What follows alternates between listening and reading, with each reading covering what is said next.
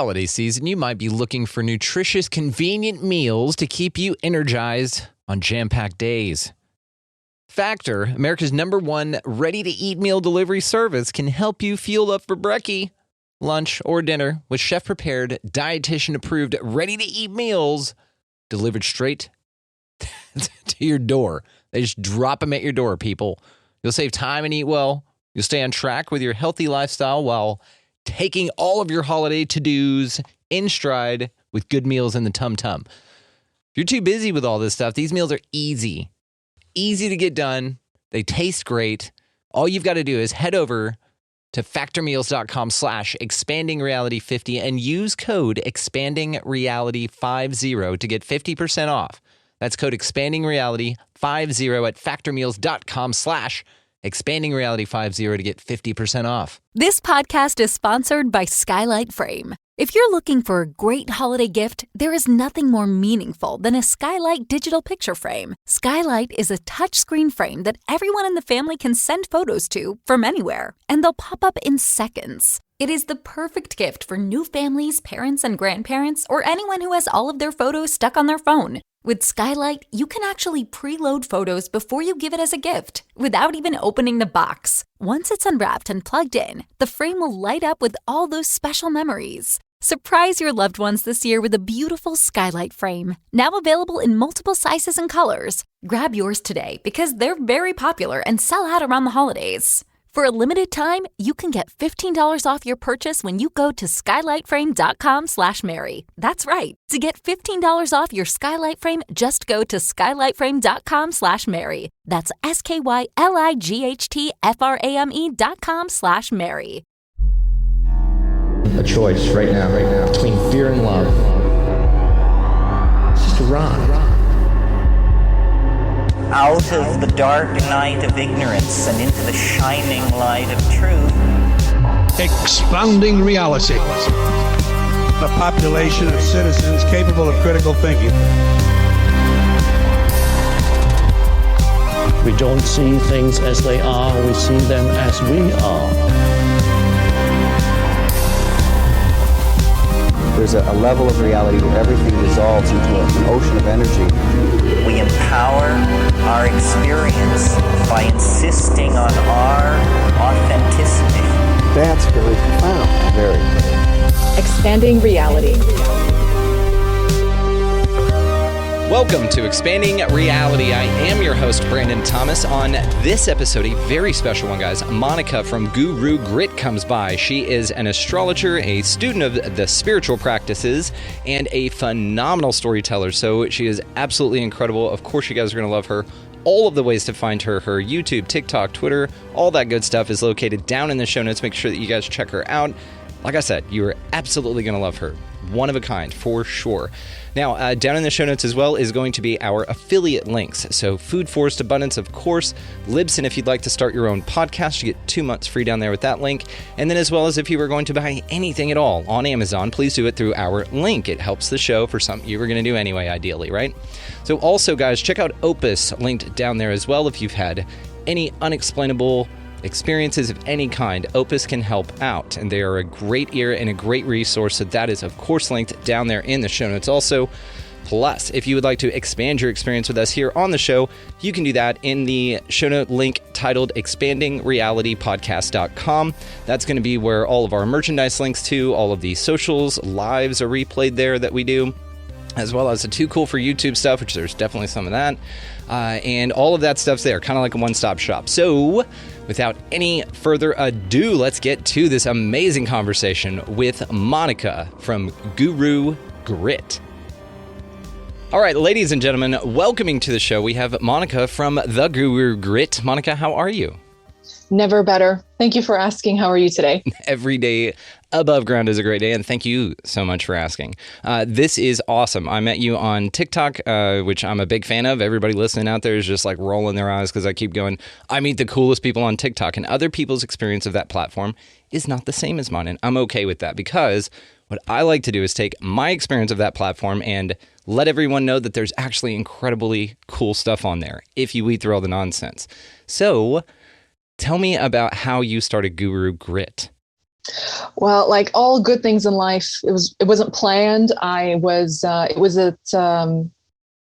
during lockdown, during COVID, and I'd been an astrologer for years, but I only had word of mouth clients that were usually, 40s or a little bit older, and I knew them face to face. They just call me, whatever. And I remember eating dinner one day, and I went, I'm so tired of life. I want purpose. And I remember eating my food, which is always where my main skill lies rather than cooking. And I thought, I just want purpose. And I said to myself, in this moment of desperation, God, if you tell me what to do, I will do it. I don't care what it is. And out of nowhere, I was posting little TikToks for fun, and people just started messaging me saying, can you do my chart? And I thought, no, like, I don't really know them, and they don't know me. That's the other thing. I didn't want to come across as fraudulent. So I said, well, I'm going to have to start making astrology content so people believe me. And so you can already tell I care too much what people think. And so that's how it started. And I said, okay, then I can't keep up with this demand. I had to open a little shop. And Guru Grit was born simply out of a need to serve. I have a need to be useful, to be helpful to others. It's my idea of love. So that's just pretty much it. I asked once, I got the answer, and I didn't ignore it. And so here we are now. Questions evolved from just astrology to all spiritual practices. I started answering questions on video on YouTube. I think my first question ever was a woman going through custody battle and all these things, and then articles. And here we are now on Expanding Reality talking. So, yeah. It's awesome. So you are a student of spirituality and astrologer, but also you're a storyteller. Now, this is in your bio, storyteller, but I would add to it, phenomenal storyteller. I think you missed an adjective at the beginning of it because you're hilarious.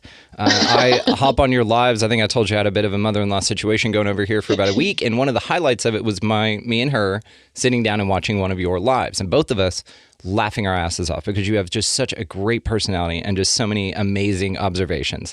So where do you get that from? Where do you get your humor from? Well, thank you so much. So first of all, thank you. And I have to say, I censor myself when I work because work is work. I'm there to help others, and they're not there to listen to me be myself. But on the live, it's like something switches off, and like your primitive brain, I don't know what it is. It's like no one can hold me accountable because I don't see another face.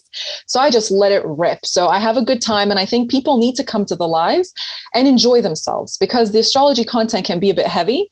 So the storyteller really comes from the lives. Basically, people will just come on there, and the people who are newer, which is perfectly acceptable, will say, tell me about, Jupiter and Libra or something. And then the people who come on the reg will just bombard the comment section and say, tell us a story, girl, you're so funny. Did someone like ghost you? You're like, tell us. So I thought, you know what, storyteller first. And ultimately, everything on earth, everything on life, the planets, they tell us a story. Astrology tells you the story of yourself that you've chosen, but you forgot. So if someone can decode it for you, that's great. But if not, you'll still figure it out.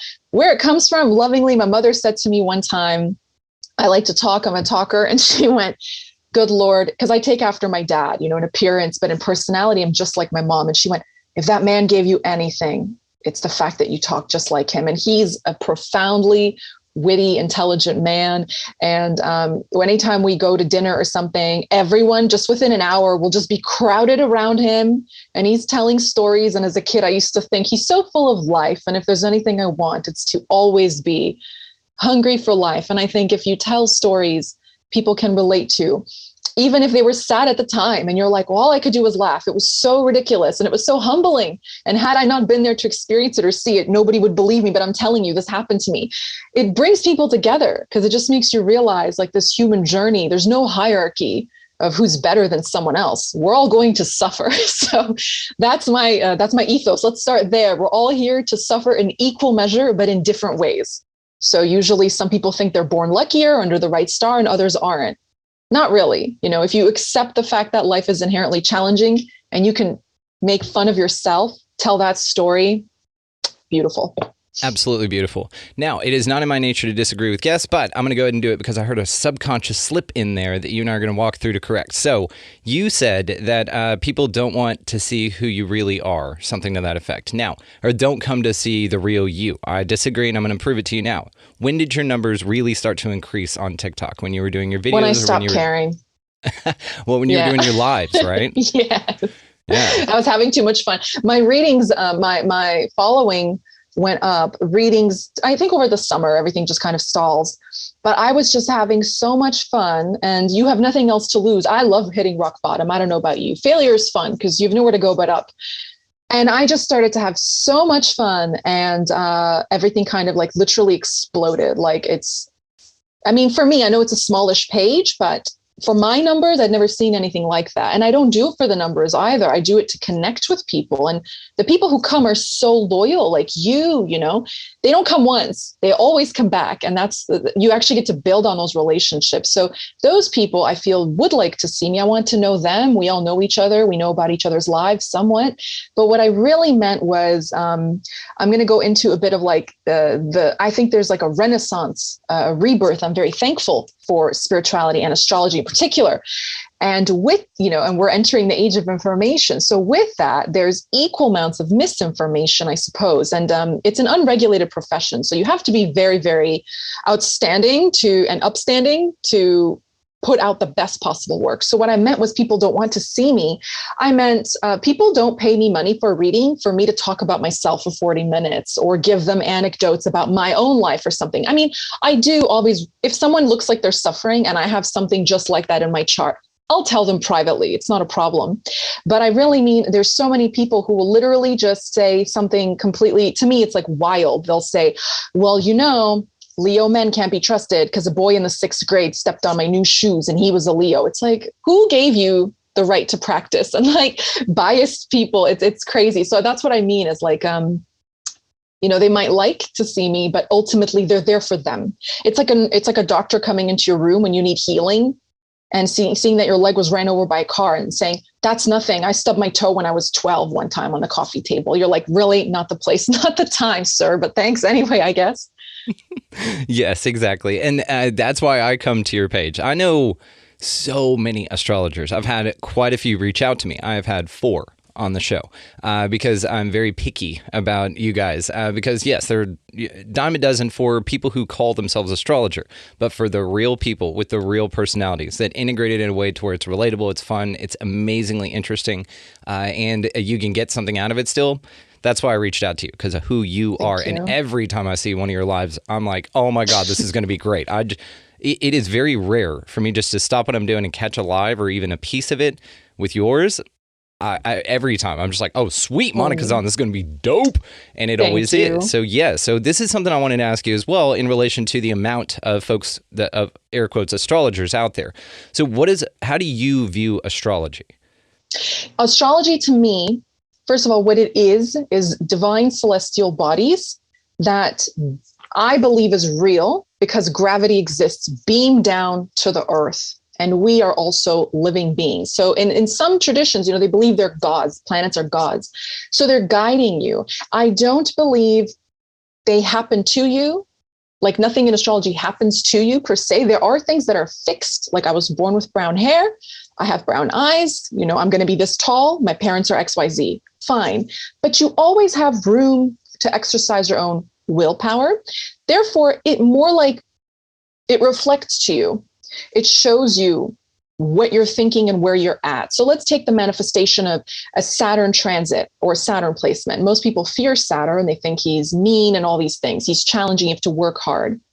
But without him, you can't do anything big and you can't do anything long lasting. He rules authority. You need him to influence people. He actually rules the masses, what we would lovingly call, the 99%, or as I've just come to accept, like people think of us as chumps, but we are strong in numbers. So if Saturn is coming through and you know that, and you're willful, you can get a promotion. You can become self-employed. You can step into your power. You can reap the rewards of all of your efforts. If you feel like he's just going to wipe the floor with you, and like begets like. This is the law of the universe. Karma cannot be changed. So that's what you get. And Saturn actually rules karma. It's a great example for me.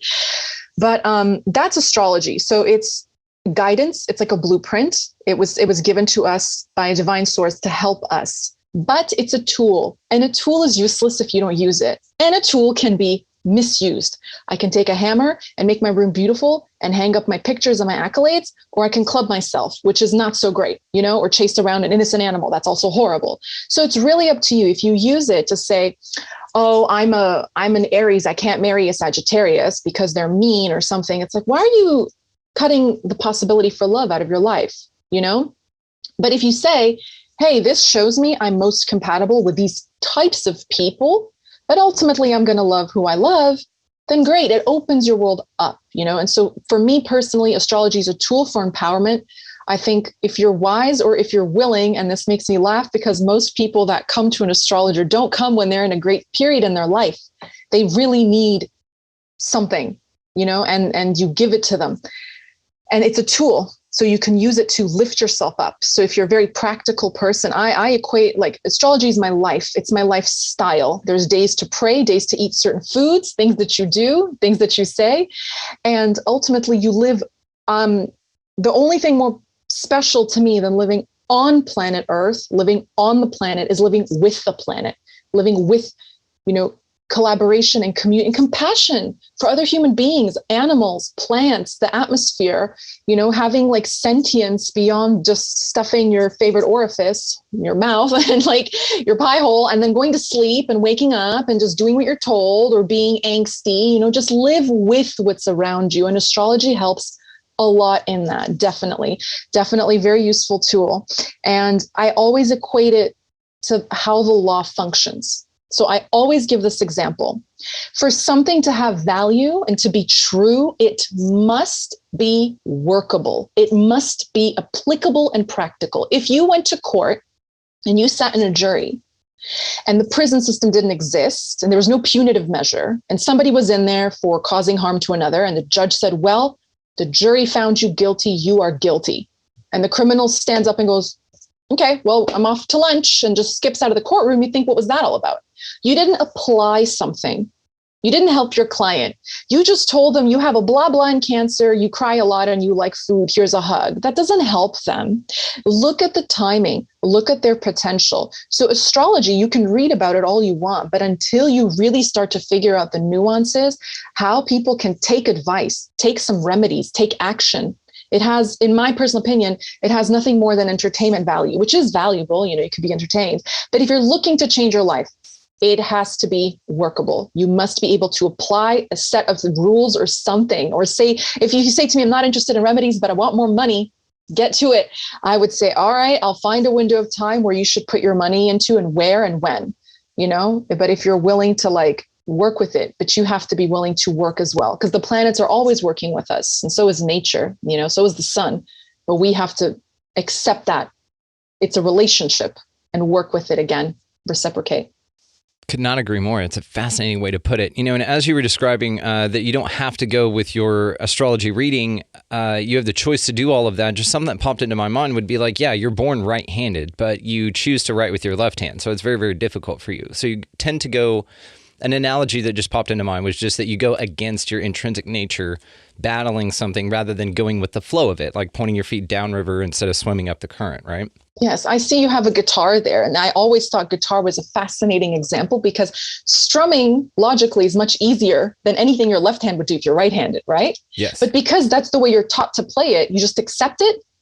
And it's like, yeah. And I remember my friend in guitar class, our guitar teacher was left-handed and she was left-handed. She begged him for a left-handed guitar. And he said, if you just learn it this way, it will make your life easier. And within like a month, she was schooling everybody. It's because if you're taught limitation, you will accept your limits. If you're not, then you won't. So when you come to me, I can say, like, you know, this morning I said to this lady, you know, I don't mean to sound cold or something, but you are the way you are. You're very powerful and you're very apt financially. You're able to survive in the world, not because you're gifted, but because your early life was so hard and so horrible. And she said, yes. But I said, but isn't that a blessing? Because once you're taught something, no one can take that from you, right? So if I teach you through your chart that you can't have XYZ, I've done you a horrible disservice.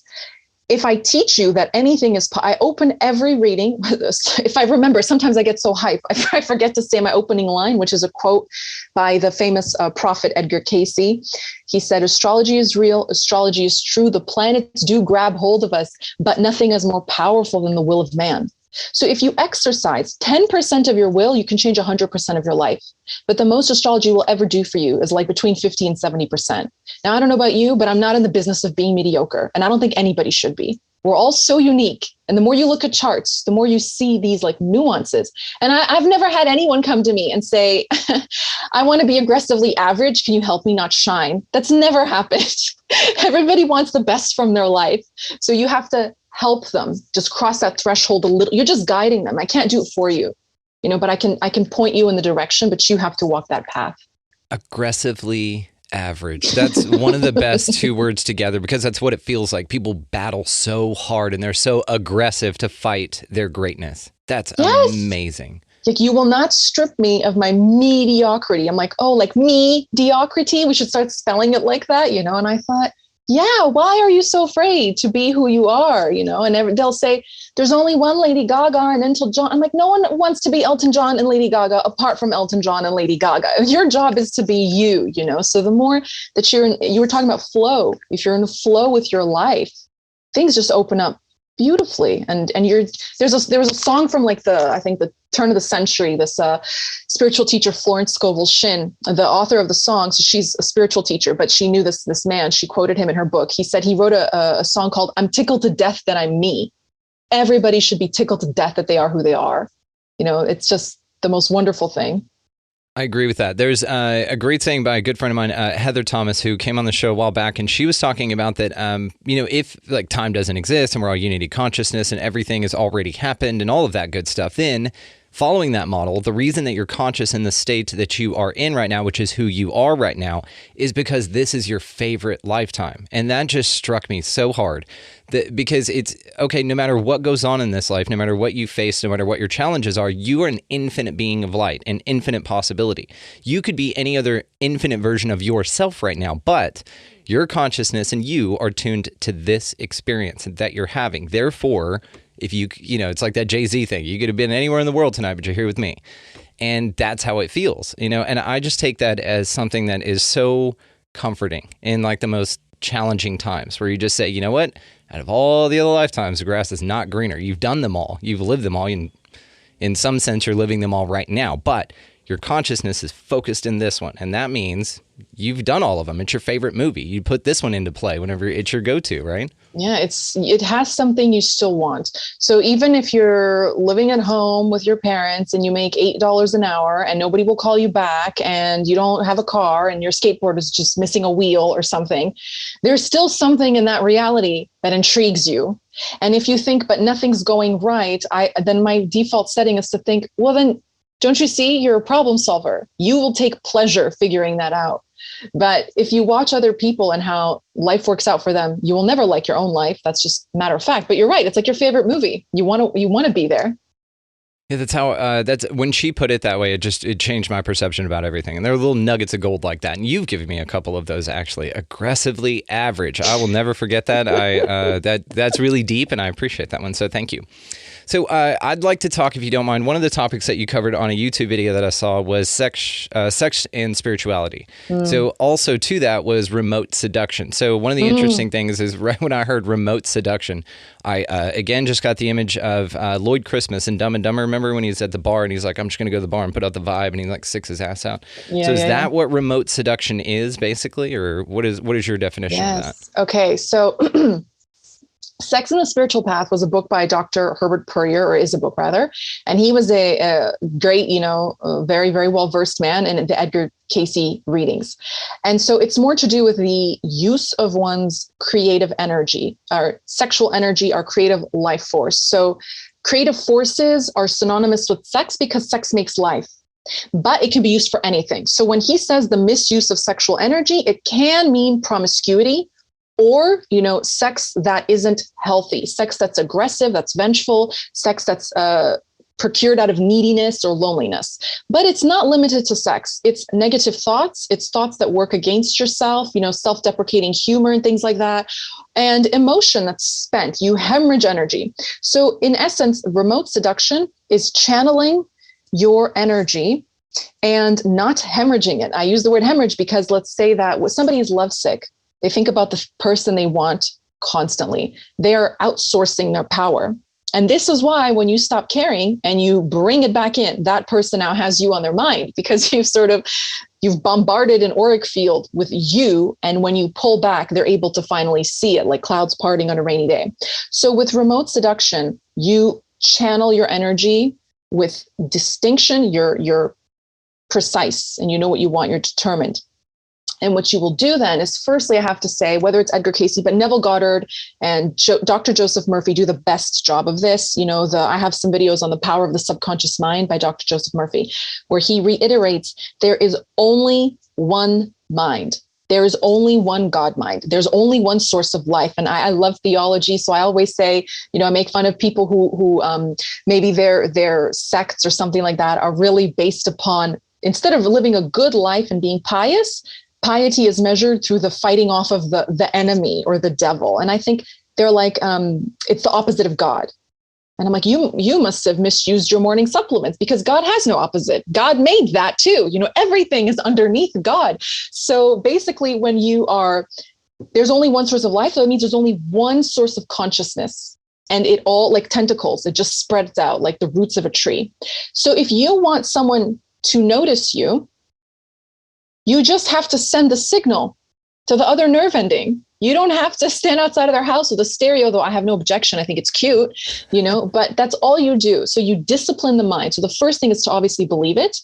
And then in remote seduction, what you will do is enter into a calm, quiet state. So as your friend was saying earlier, Heather Thomas, you said, you know, you choose the reality, you choose the timeline.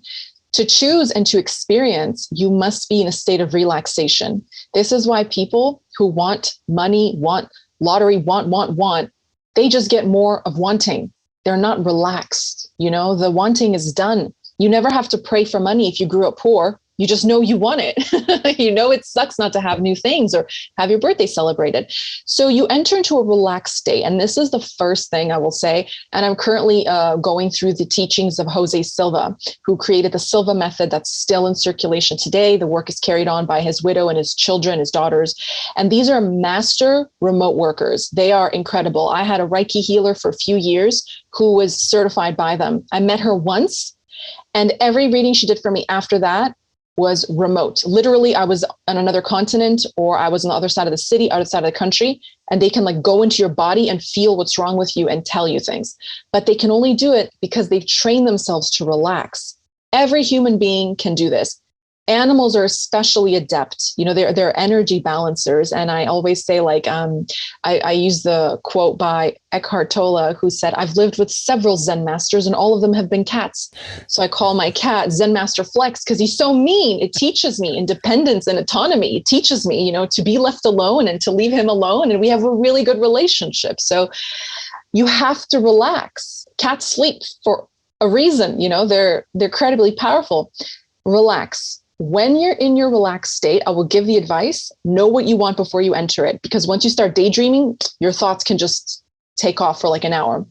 Say you wanted to get a phone call from a place you applied for a job, okay? Before you enter the state, maybe take a piece of paper and just say, they will call me by Thursday and offer me $5,000 more than what I wanted, or call me for an interview, whatever the case may be. When you're in that state, this is the difference between visualization and imagination. And I suppose it doesn't make a difference, because if you feel like a winner, you're going to win. But to visualize is in essence to like have recall of a place that you've been to, and you can flesh it out with details. But your imagination isn't limited. See, if I've never been to Mongolia, I have an imagination. I can pretend I know what it's like, and it will take me there. Now imagine that thing is happening.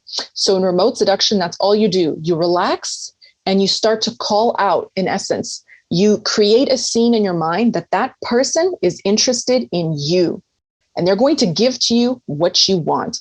Now, I left this out of the YouTube video because I was a little bit afraid that people would get ahead. But if you're actually trying to seduce a person, a job, a financial circumstance, the best thing you can do, and I promise it's not unethical because energy is always going to find one another, so is to imagine that they are sort of at your mercy. Now, they're not crying and they're not in pain, But you can imagine that you're stunning them with so much pleasure and romance that they are just walking around in an orgasmic force field. Okay. Or the bank wants to do business with you. You know, that partner wants business with you. You're what they want. You're so magnetic that they cannot release themselves from your grip. You've spellbound them effectively. So you get into that state. You imagine that over and over. The longer you can keep it, the better. Okay. Just the same 4 or 5 seconds. And then you come out of relaxation. So this is best done just before you fall asleep, because naturally you'll be very relaxed when you're sleeping. And then when you wake up, you forget all about it. You don't have to do a thing. It's effectively done. Once it's reached, God mind, it's already finished. You just have to let it in.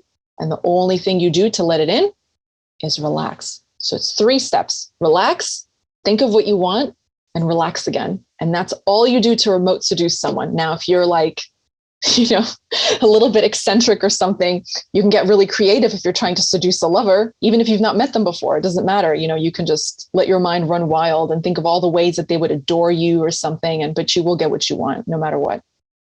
So interesting. What is the name of your cat again?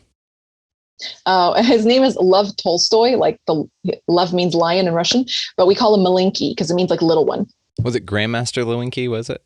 Grandmaster Flex. Okay, Grandmaster like Grandmaster.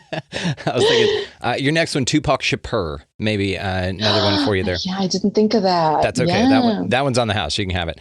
So I am curious because we talk a lot about energies here. So how do energies complement one another? There seems to be this dualistic universe here, this reality in which they're opposing energies. So how do they complement? How do they interact?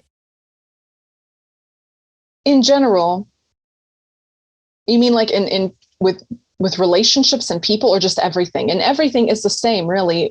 You attract what you are.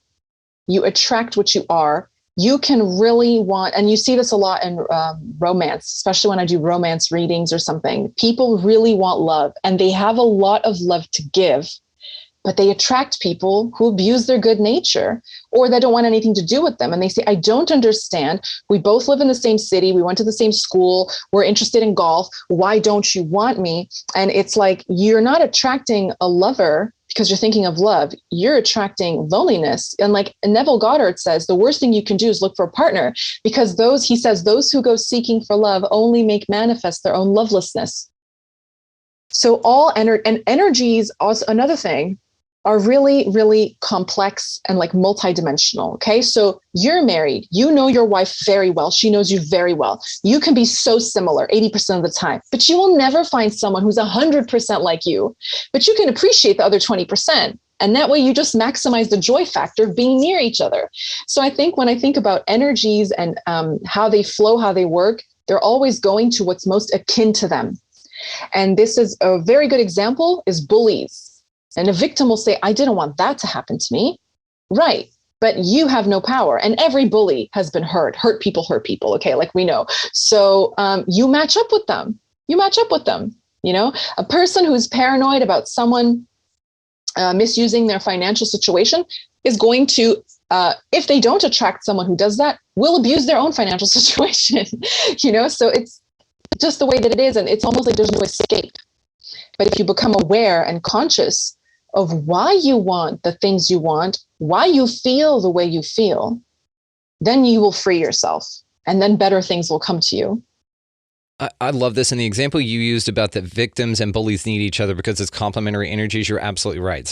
A bully needs to victimize someone, and someone needs to feel victimized. And so, yes, it's a perfect structure that's here, that's hand in hand. And then when you just choose not to experience that, you don't. Now, something interesting to what you said is it seems like that opposite is here. It's again in having to do with this dualistic universe. So whenever one, let's say, starts to manifest or starts to raise their vibration, this is how you see things pop up in your life that don't resonate with you anymore.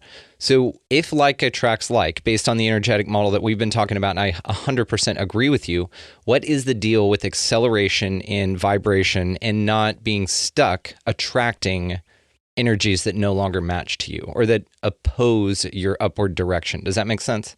Yes. So a teacher that I really love is Daryl Anka, who channels Bashar. Oh, yeah. And he has this thing he calls, it's the echo. So my friend one time, love her, she started to give meditation a chance. and everything like all hell breaks loose, And she said, but how can that happen? It's supposed to be good. And the teacher said, look, I have a glass of water. If the bottom is filled with dirt and you start pouring water on the top, it's going to cause it to come to the surface. It's like you're cleaning out, you're purging. So that is one phenomenon that I've seen happen to people, that when they actually relax, because their vibration was so resistant and their thoughts were in such it's like they say, the eyes can't see when the mind is blind, but they don't get it. Like they were in such a rigid mentality that they're like, okay, I'm doing this to make me feel better. And I said, yes, it's like you're finishing elementary school, but you're not going to start your PhD program. You have to go to middle school. You have to go to high school. They expect like some quantum leap. That can cause some residual things, but that's the key. It's residual. Everything is only for a while. Okay. It's not forever.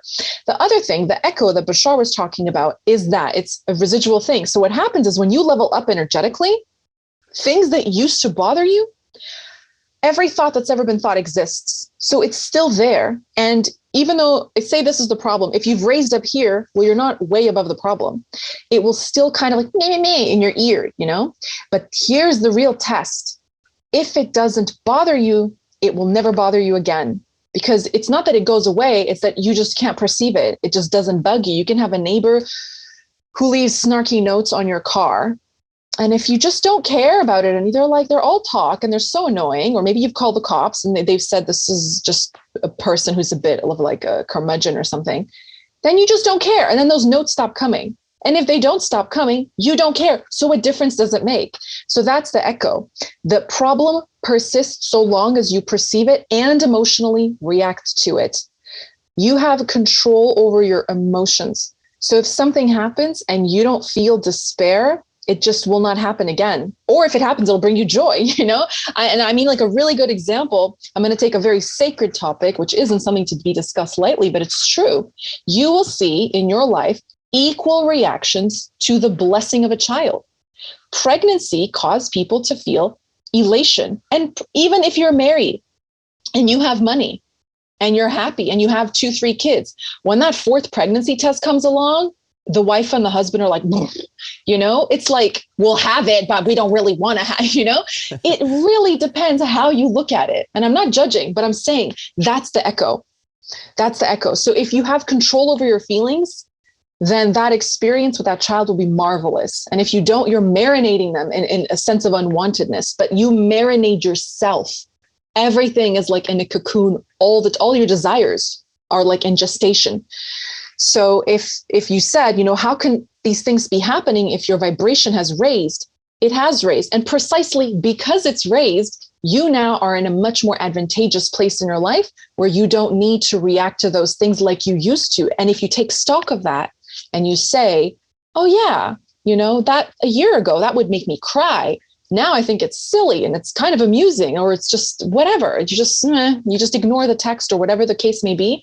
Then you continue to go to level up, right? So that's it. Yeah, it's disattachment from any emotion that attempts to get your energy, to suck your loosh, as we say. Your energy here is all you got, right? Your attention is your currency.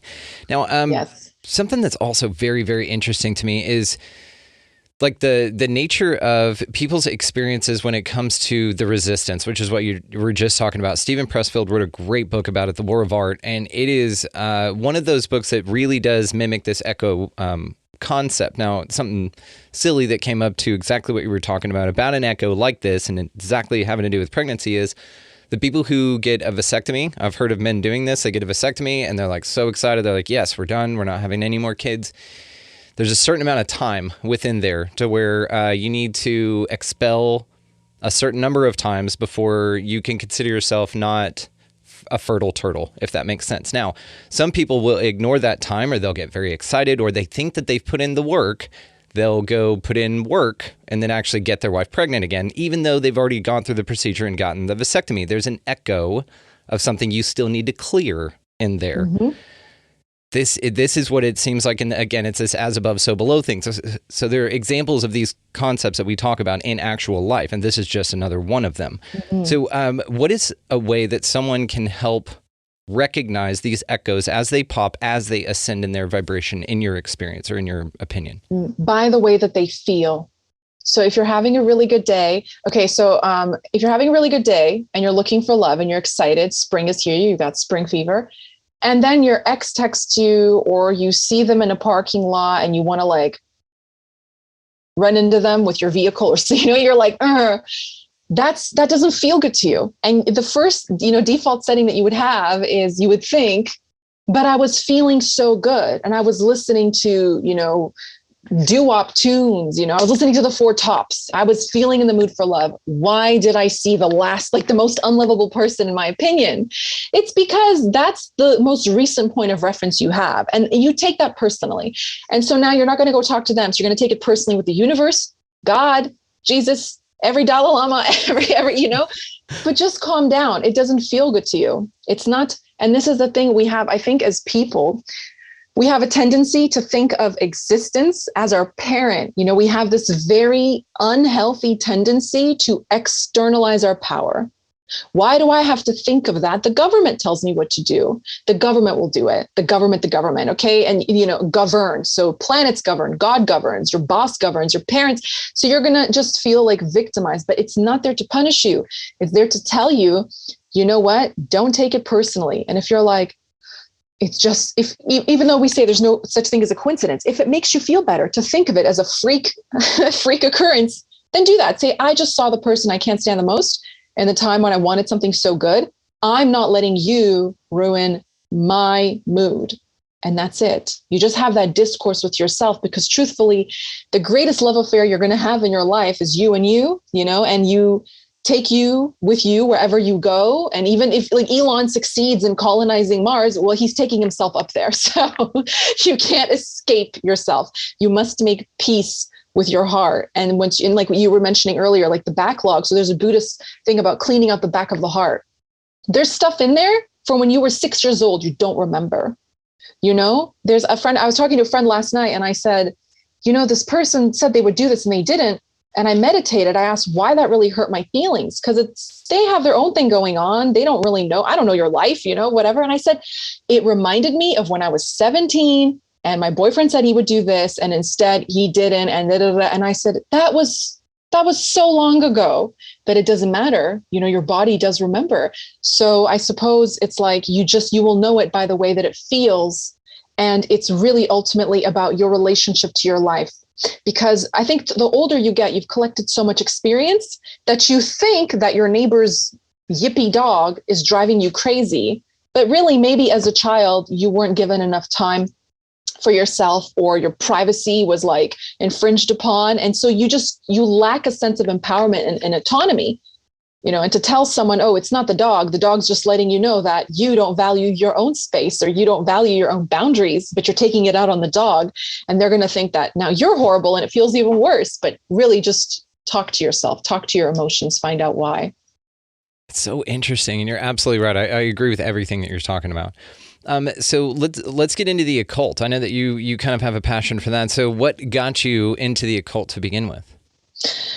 Okay, so I suppose a bit backwards, but when I was a teenager, so I started with astrology and then I got into religion. I just love the idea of, I've always had the feeling that I was going to live to serve. I always had the feeling that my path in life was a cause. It's something to give of myself. So everyone has a thing. It's kids or marriages or money or whatever. So mine is like the self. I love life. I want to know everything and what made it. And so I got into religion first, and it was just sort of, it sounds so mean, but like I couldn't bring myself to believe so much of it. And not in a condescending way, like people say really condescending stuff about major religions. And I think it's almost like art. And truthfully, if you want to be good at anything in life, no one's going to spoon feed you anything. You can have the best coach as a gymnast, but he's not competing on the day of the Olympics. You are. You have to figure it out what to do. There was a Carrie, what's her name? The one in the 90s who won the gold for the States on like a broken ankle or something. So you've got to do the work. She's famous, she's a tiny thing. Anyway, and I thought you cannot be spoon fed. And I always felt something was missing in that. And what was missing was that it was allegorical. It wasn't spoon feeding you. You have to figure it out. So once you start I'm an obsessive personality anyway. There's no reason to stop. So I never stopped. So I started with religion and I sort of went down into the darkness. And I just realized really it just means hidden knowledge. And everything in the world, I suppose astrology really helps with that, is a symbol or a sound. That's it. It's a vibration and it's something that even the alphabet, you pair symbols together and make sense of things. It's so silly when you think about it. And it's so primitive to communicate in such a manner when you have energy at your disposal. But that's how it began. And then it just, when I was like 13, someone told me about David Icke and I was like, cool, and it's just like, once you begin, you can't go back from what you now know. You cannot shrink to your previous state of knowledge. And it just goes deeper and deeper and deeper practices. Start with meditation. I adore, giants like Abraham Hicks. I'm so grateful to be alive. You're talking about timelines. I could cry of happiness thinking that I'm alive at the same time as some of these people like Daryl Anka, and then we have recordings from some of my favorite teachers who are theologians like Reverend Icke. I love him. I love him so much. Neville Goddard was a very, well-read man. And I mentioned Joseph Murphy and women, I mentioned Florence Scovel Shinn. There's even like women who are like Barbara DeAngelis, who does work on relationships, and who did she marry? She was married to the man who wrote Men Are From Mars, Women Are From Venus. She was married like 4 times or something. I think she's on her 5th marriage. So I think there's so many amazing people doing amazing things in our day and age. Like I'm really into Paul McKenna and Dr. Brian Weiss for hypnosis. And when you start to understand how much energy is at your disposal, the mysteries of the world are not a mystery anymore, and nothing ever was. And the biggest lie people like you and I have been told as children is that magic isn't real. It's really all there is. That's it. Yeah, 100%. I love this, and I love that is an element in which you view the world through. So what's your favorite David Icke, idea? Ideology is when he says, humanity, get off your knees. Yes. Get off your knees. Why are you so keen to allow something that you don't know anything about to dictate something to you? And he's a man of great intent. Of course, I've looked at his birth chart. I have a YouTube video on conspiracy theorists. I did all men. I think I want to do all women next. But the idea that I believe in God, like I pray, I'm a praying woman. And I think it loves you like your parents love you. It's not here to dictate to you how to live like a chump. And I see, like, sometimes I look at my life and I'm like, look at all the rules I follow. And I'm not any closer to where I want to be. Why don't I just get a foam finger with like #1 chump, and I get to like wave it in the mirror and stamp it on my forehead and sit on the chump bench with the other chumps, And it's like, what? That's not why you made me. This is silly. And no parent would treat their child like that. Like, you wouldn't leash your kid and keep them there. You want them to be in the world, to guide them. Parents, all you can do is guide your child. You hope to God they listen to some values or some legacy that you have to bestow upon them, a nugget of wisdom, and they go forth and they live their life. And hopefully they come back or they make you proud or some such thing. It's absolutely no different. Just as when I was a child, I remember I almost got in really big trouble, but I said, they said, you have to be God-fearing. And I said, okay, but does my dad love me? They were like, yes. Does my mom love me? I said, yes.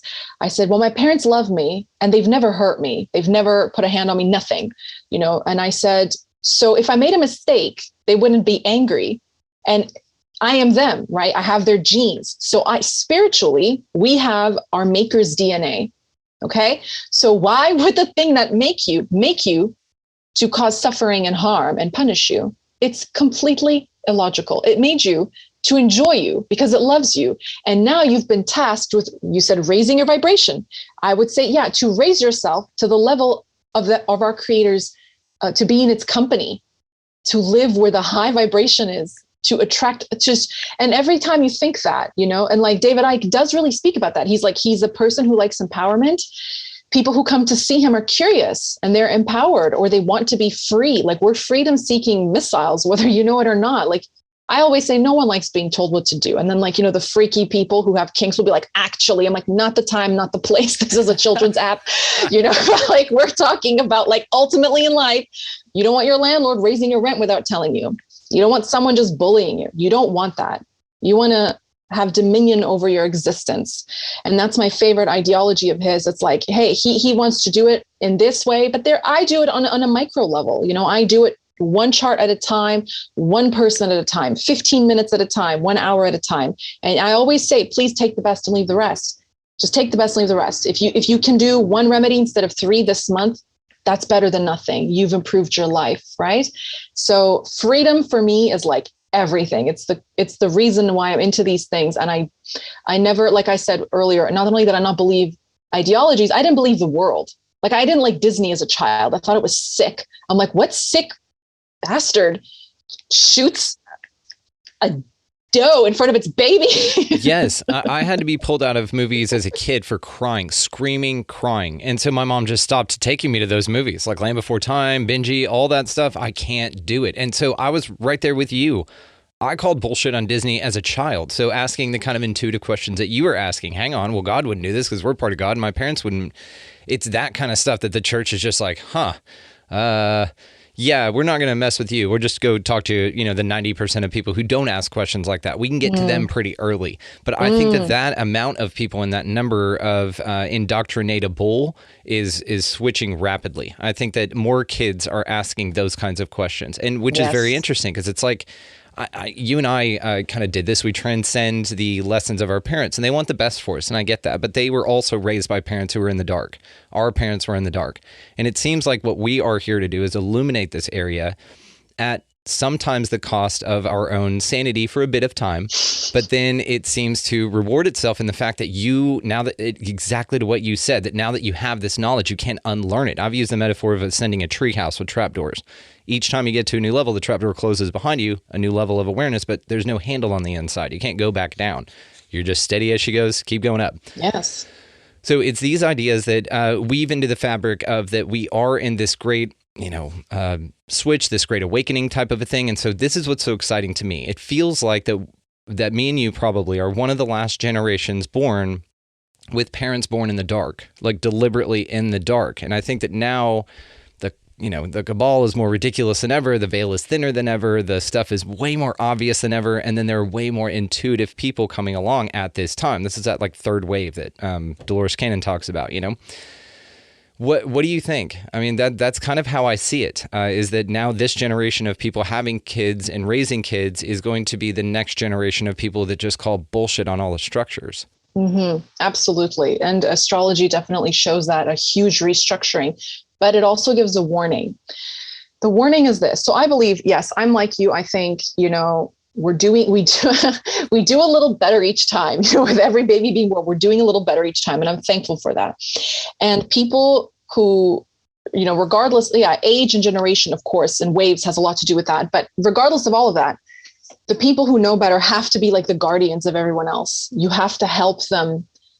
God helps us help themselves. I'm not saying you stand around with a giant, billboard that's like, I don't know, meditation saves or something. You just have to, you just have to hope that if you work in, like Disney, people who make cartoons for enlightenment, people who, what's an amazing one is The Last Airbender. Oh, yeah. Have you ever seen it? Mm-hmm. How Aang finds a teacher and he explains the chakra system in 2 minutes or 7 minutes. Okay. So there can be entertainment for children that's actually useful. There can be newer ways of doing things like Montessori schools, homeschooling, interactive schools where you're in nature and all this stuff. Okay.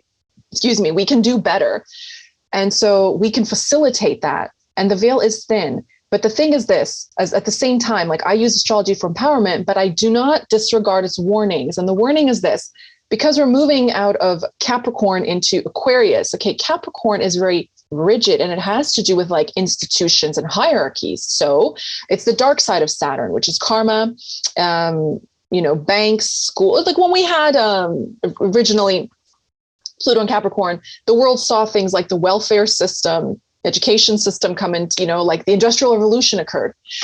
So we're moving into an age of information, as we were saying, but we were talking about residuals and echoes.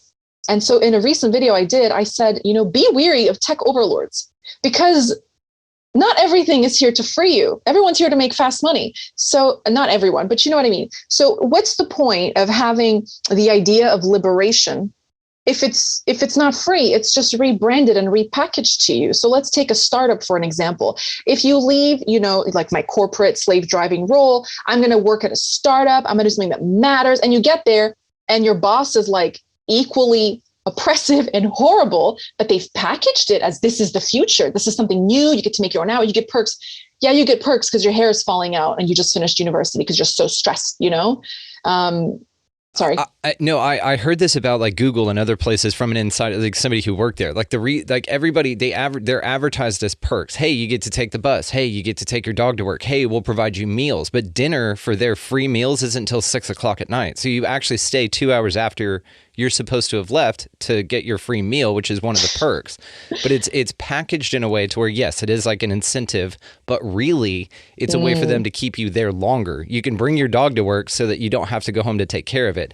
You can have buses so that you don't have car trouble as an excuse to not go. You get late meals so you can just fill in that time with extra work. Yes, I completely... And bring your children. They have daycare centers. Exactly. Why would you raise them at home?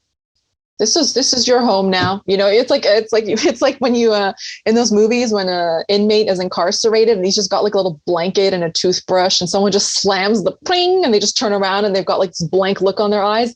It's like, welcome to your first day of work. You're never going to leave. And you're like, oh, okay. It's like, what's the point of making all this money? You have no time to spend it or enjoy it. But it's literally, that's exactly what's happening now, is that people have come forth and said, I'm not miserable with the state of the world. Okay. We have some wonderful innovations that make life comfortable and convenient, and it is helping a lot of people that need it. But if you take the same blueprint for how to run it, it's a corporation and it's completely insane and it's not helping anyone at the end of the day. Okay. You're just repurposing it and it's like same, different pile. And I'm like, then what's the point of that? So it does take a few people who want to do something truly out of the box and have, I said, like a purpose. Okay. So they know they will suffer for some time financially, but at the end, if they've done something that helps others, they're willing to do it. So the other thing too is, so you were talking about the veil being thin. And so this is a transitionary period. So that's the warning I wanted to mention. So for example, let's say people are like, working remote is amazing. You're free now. You work from home. You can go anywhere in the world. That's true. And, on TikTok, you see a lot of people having this nomadic lifestyle. Most people don't want that. If you're like 45 with an 8-year-old, you want to get out of the house.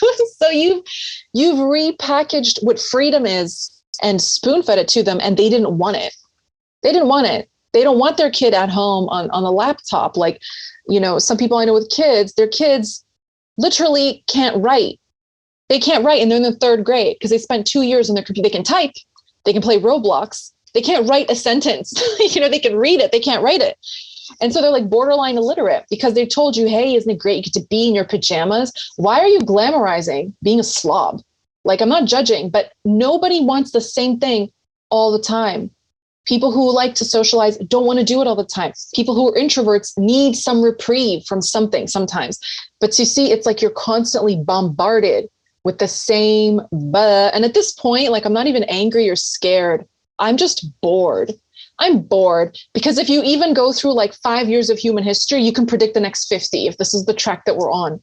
So we have to like just sort of become a little bit wiser. Like you said, like kids are being born now that are not going to buy it, but they need somebody older who will stand up for them until they're old enough to take care of business and say, I'll look out on this end. And when you turn 18 or 28, or when you come into your power, whatever, I've laid the foundation. I'm going to help you in any way I can. Like, don't worry. Like it's like a soldier on the front lines. You get the brunt of the cannonballs and the bullets and the bayonets. So the back cavalry has a chance, so it's like, we have to help them. Like they're really here to do something spectacular. And we definitely have to try, because if history repeats itself, then human beings really, they have an appetite for the nostalgic and for repetition. And at this point, it's just so destructive and it's so boring, and we can do so much better. So let's do that. Let's level up. I love boring. I like that that's it, because it's not a fear-based thing. It's not like it's just a mild annoyance due to just because it's unentertaining. Like, that's fun to me, that you take this huge fearful, agenda and you just say, oh, so boring. I'm bored stiff. And they're like, look what's happening. It's terrible, but we're going to make it better. I'm like, first of all, you don't know my life. I'm just like, no, you won't. Like, don't dictate to people what they should be fearful of. Don't dictate to people what they need. Don't dictate. And even, like crypto is a great example. Crypto has come to free us all. And guess who got wind of it? People with money and banks. And now they're buying it up. And now we can't afford it. It's like, it's funny to me. I'm just like, at the end of the day, actually yesterday I was talking to my hairdresser, and she said, your generation has no trust, none. When my children were growing up, and that's another thing I want to say for parents everywhere whose children had to be remote for here, we've had, I think, one of the longest lockdowns in the world. She said, my children would just go out. They'd say, I'm at the neighbors, or I'm with this person down the street. And you would just see them when the street lights came on, and you could get things done. And your generation can't do that. You have to have them in your orb. Like, you can't trust people anymore. And I thought, yeah, it's true. Like, growing up, my parents, they had hard lives, but they were nowhere near as stressed by the chronic assault of constant tedium. It's like the mundane can just break you, because your child or your responsibilities are constantly there. When I was growing up, as soon as the sun was up and I had my breakfast, ciao. I might come back for a PB&J. I'll see you for dinner. You had the whole day to yourself as a mom or a dad. You could run errands. If the kid got locked out, they knew how to shimmy a window and bust into. I've done that tons of times, and you could just have kids over. They were somewhere, and we didn't have cell phones back then. And I actually remember being in high school, and cell phones were they were coming out. You were being drip fed the phenomenon of owning a cell phone. And everyone and all the commercials used to say, stay connected. And it was always a 6-year-old being like, Grampy, Mima, calling some old, and they were they can stay in touch. You don't have to wait for the summertime to see them. You don't have to, bother with how hard everything is. It was never hard. What do you mean?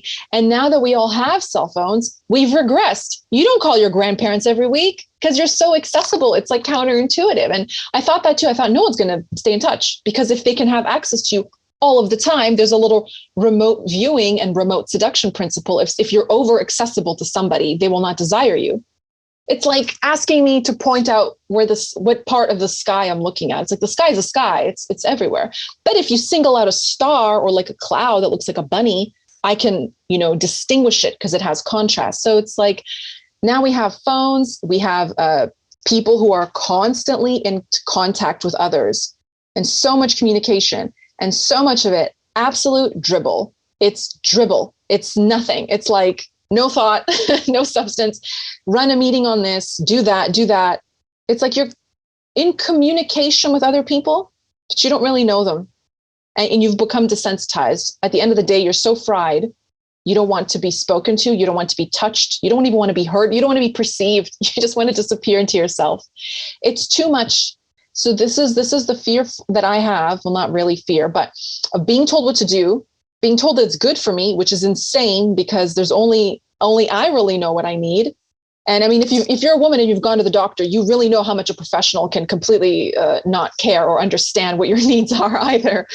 And then socially, spiritually is obvious, but the social narrative, how we communicate, is so out of touch now.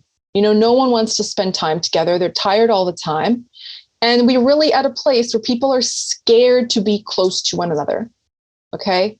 It's so messed up. So this has to be left behind. This idea that somebody who, I'm not going to be shady, but let's say somebody who works in politics but never had a real job a day in their life, but they won a popularity contest and they mysteriously had the money to run for that, is going to tell you, because you're a silly little dum-dum, how to sit down and where to sit and how to put a napkin over your lap and eat like a civilized person. Who are you to say anything to someone? That has to be left. That has to go. But in all things, okay, spiritually, no fear. There's no fear here. Truly, it's they say false evidence appearing real. It's so true. It's all in your head. You have to think for yourself, speak for yourself. And then you asked about conspiracy. So I'll just end with this. I do have a little video on YouTube I made about a year ago on this. Spiritual, raising the vibration and being a conspiracy theorist are not always compatible, because so many conspiracies run on fear disguised as freedom. But if you don't feel free, if you feel frightened, then you're not free. And what is true ultimately is a mystery, because what's true for one person isn't true. Even conspiracy theorists don't agree. Experts don't agree. Doctors in the same field don't agree. Lawyers in the same field don't agree. So, and then you don't know how much of it has been planted and just, you can take the information if it interests you. You can listen to it if you're curious. But once your mood starts to tip, you've got to get out of there. You've got to log off and close your laptop. Okay. You've got to keep raising the vibration. And that's it. That's all there is to it. Could not agree more. And we talk about this a lot. I used to be an avid conspiracy theorist. Paul revering around, you've got to see this video, wake up, they're screwing you over, they're trying to kill us all that good stuff, or successfully doing so. And eventually you get to this point where, exactly like you said, it's a toxic environment for you to exist in. Even though you're out there doing your damnedest with a good heart and good intentions to wake people up, you've still got to basically like stab yourself with a bunch of swords and then walk around and tell people how much it hurts. You don't have to take that on. And so I've gotten way more aligned with Charlie Robinson's vernacular for this, and he calls us a conspiracy analyst. Like, yeah, we'll look at it, but I'm not going to take on the negative energy of it, because that's part of why the conspiracy exists in the first place, is to attract and draw in energy into the system. Now, whether that be the people that believe it and fall for it, we'll just put it that way because that's what's going on, and don't question it. I'll add that to that first part. Or people who do see what's going on, haven't fallen for it, and are scared for the people that have fallen for it, and they want to wake them up. So either way, the system gets energy, right? And so It's when you stop participating then in that. It's when you just ignore the guy screaming, then that's when they stop yelling, because they don't have your attention anymore. The people screaming only continue to scream because they're getting attention. So just turn it off, shut that faucet off of attention. Yes. So I love this. I could just talk to you forever, but we're probably going to wrap it up here in a little bit. I just kind of have a commitment. But I do want to know, you said that you had looked some stuff up earlier on in the show. Looked some stuff up? My chart, I think you wanted to check a couple of things on that. Yes. Okay. I will mention that. And I just want to say something about conspiracies and what they're doing to people. Yeah. I just want to wrap this up. But people say, you have to understand your power. Okay. So there is no such thing as inorganic matter. There is one source of life, and that includes us. Okay. Physical experience. So there's nothing that can actually hurt you. Whatever's in the air, whatever's in your food, whatever's in your medicine cabinet is made of the same material that is available to the cosmos, which you are made from. So you cannot, if you think something will hurt you. But your vibration is much more powerful than that of like a grain of wheat. If you have an allergy or something, you can dominate all things with your will. So speaking of will, you have, sun. I just saw really, really quickly, the first thing that caught my eye, I believe you're a Leo ascendant. Is that right? Yes. Okay. So sun, the first house is you. The second from the first is the house of resources. Therefore, it's your wallet. It's literally how the person makes money. So if you take the first ruler and put it in the second house, the person is usually apt, like they're adept at making money in their life. And then it gets a little bit better. You have a mutual exchange of rulers. So you have Venus in the sign of Virgo, which rules Libra, which is your third ruler, and Mercury in the sign of Libra. So they've swapped. And it's the second and the third houses, which actually the second house rules the voice box and the throat, and the third is expression. So Mercury obviously is a communicator, and Venus is like a peacekeeper or a mediator of sort. Venus actually rules healers, and she's known as the planet of prophecy. So cool. I'm running a prophecy series on YouTube shortly, covering all my faves like Baba Vanga, Edgar Cayce, and Nostradamus. But Venus is said to consort with demons. So really, speaking for a living is excellent for you. Thinking for a living is excellent for you. And I did a creativity and astrology series on YouTube as well. And so many people who like sing, make movies, whatever, they have these two planets exchanging, and their second and third houses just light up. And so when I just opened it, I literally just took a look at that, wrote it down. I said, that's all I need to say. And by transit, you should, nothing is predetermined, but let's say I believe, I'm of the opinion you will start to do quite well within the next 18 months. So I wish you much prosperity and all good things. And please keep speaking. It's going to reach people quite far. Man, That does me good. That does my heart good. Thank you so much for saying that. And yes, ma'am, we're just going to keep rolling in because I see it and I feel it, and it does. Yes. This is when I started to point my feet downriver and just go, okay, I'm done fighting. I'm going to surrender to this. And that's honestly when everything woke up, which is great. And you have a Jupiter-Mars conjunction in the 4th in the sign of Scorpio, which is obviously like occultism. Jupiter is divine knowledge. And the 4th house is a deep contemplative house. It's the house we measure a person's happiness and trustworthiness from. And therefore, it's the house of counselors. So Jupiter in the 4th or Saturn in the 4th, it could be a bit rough, like voice of reason, but you're the voice of truth. Okay. And Mars is willful and he's very powerful in Scorpio. So you made a very good conspiracy theorist, but and Scorpio is a sign of alchemy. You turned it around. You transmuted, you transformed, you purged, you walked through the fire. And lastly, your Saturn in the 3rd is exalted, and the 3rd rules masses. And Saturn rules masses. The 3rd rules one's efforts. So clearly through your own efforts, I think you're going to have like scope. You're going to really reach people on deep things that are not superficial, that they matter. And they're humorous and they're lovely and they're light. And I just love that for you. And that's great. Damn. Okay, all the more reason that people should contact you, which will be located down in the show notes. Thank you so much, Monika, for saying that and doing that. That's awesome. Again, just thank you. That's amazing. So, okay, all the ways to find her, guys, will be located down in the show notes. Monika, I can't thank you enough. This has been tremendous. You and I definitely have a lot more to talk about, so we will have you back on. Thank you again. This is amazing. The pleasure is all mine, and it's been my good pleasure. And thank you so much to all of your wonderful listeners for giving me their time.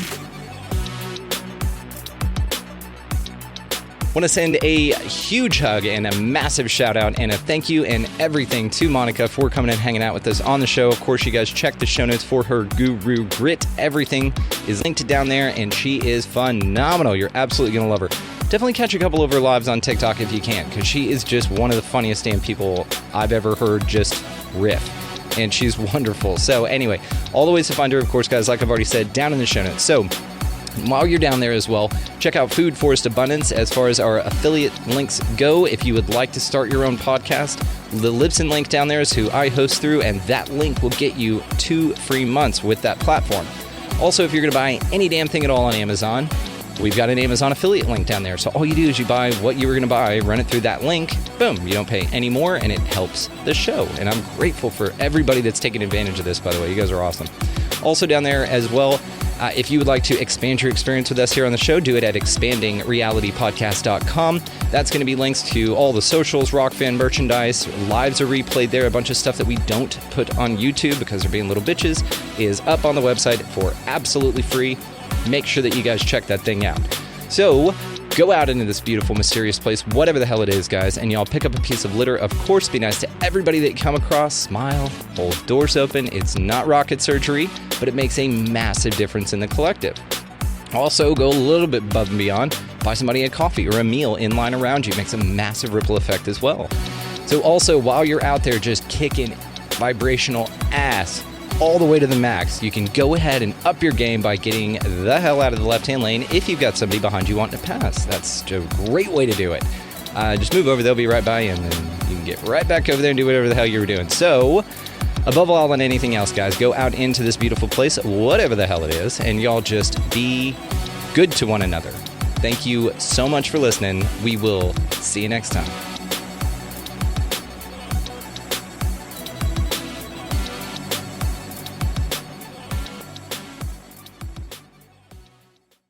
At Sleep Outfitters Outlet, great sleep is a big deal. Save 40 to 60% every day on every Sealy, Stearns & Foster, and Tempur-Pedic. Queens as low as $249. Customer exchanges, closeouts, and floor samples. Inventory changes daily, so come in for your dream deal today. With no credit-needed financing, expert advice, and up to 60% off retail, it's never been easier to get the sleep and savings you deserve. Go to SleepOutfittersOutlet.com for financing details and to find a store near you.